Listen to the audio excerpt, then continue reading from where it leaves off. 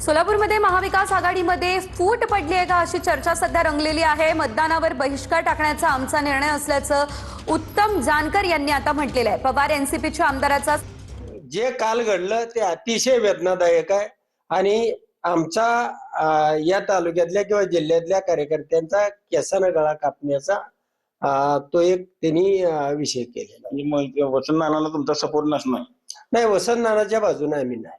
नक्की तुम्ही आता कोणत्या बाजूने मतदान होणार? नाही, कुणाचेही करू, पण वसंत नानाला आम्ही मतदान करणार नाही। किती मत आहेत तुमचे वैयक्तिक मतं किती आहेत किंवा महाविकास आघाडीची एकूण मतं किती जिल्ह्यात? नाही, किती आमची मतं असू द्या, ती माझी 200 असू द्या, माझ्या मित्रांची असू द्या, नातेवाईकांची असू द्या, आमच्या तालुक्यामधली 100 मतं असू द्या, पण आम्ही त्यांच्या वसंत नानाच्या बरोबर नाही। महाविकास आघाडीत कुठेतरी फूट पडली म्हणे?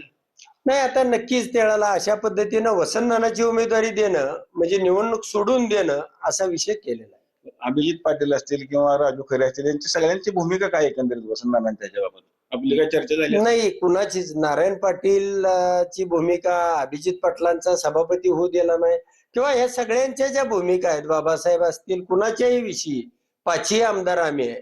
आता ह्याच्यामधला वसंत नानाच्या सोबत असणाऱ्या आमदाराचं नाव सांगा।